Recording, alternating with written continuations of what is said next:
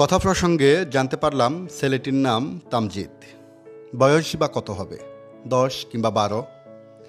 পারিবারিক নানাবিধ সমস্যার কারণে বেছে নিতে হয়েছে বইয়ের ব্যাগের বদলে শশার জাকা।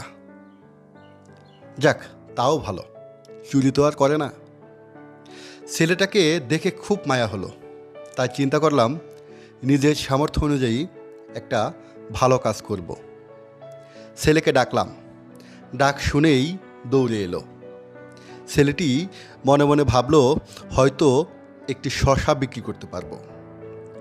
আমিও শশা কেনার কথা বলেই আমার পাশে ওকে বসালাম।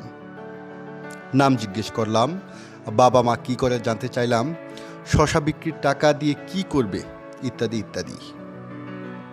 মায়ের কথা জিজ্ঞেস করতেই ছেলেটা বলল মায়ের জন্য ঔষধ কিনতেই শশা বিক্রি করছে।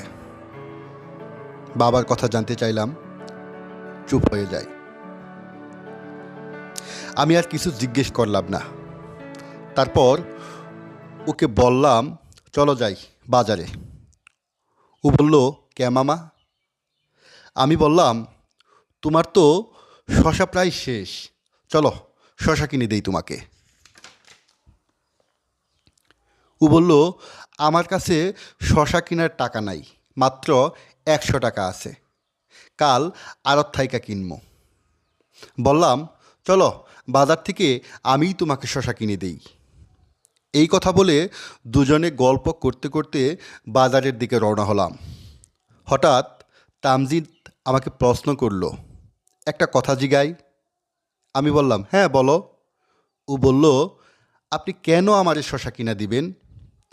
আসলে তখন ওর প্রশ্নের জবাব আমি খুঁজে পাচ্ছিলাম না, তাই কোনো জবাবও দিইনি ওকে। যা হোক, অতপর বাজার থেকে 5 কেজি শশা কিনে আনলাম।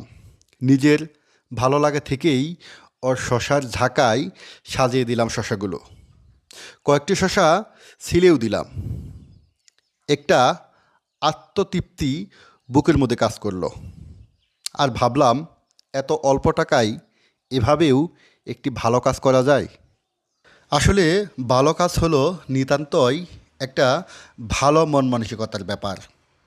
ভালো কাজ করতে টাকার প্রয়োজন হয় না, শুধু সুন্দর একটি স্বচ্ছ মনের প্রয়োজন হয়।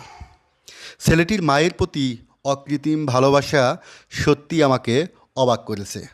আমরা হয়তো বড় হয়েছি, কিন্তু এই ছোট্ট ছেলের মতো মায়ের প্রতি দায়িত্ব কি আজও আমরা পালন করতে পেরেছি? যাই হোক, সবাই ভালো থাকবেন।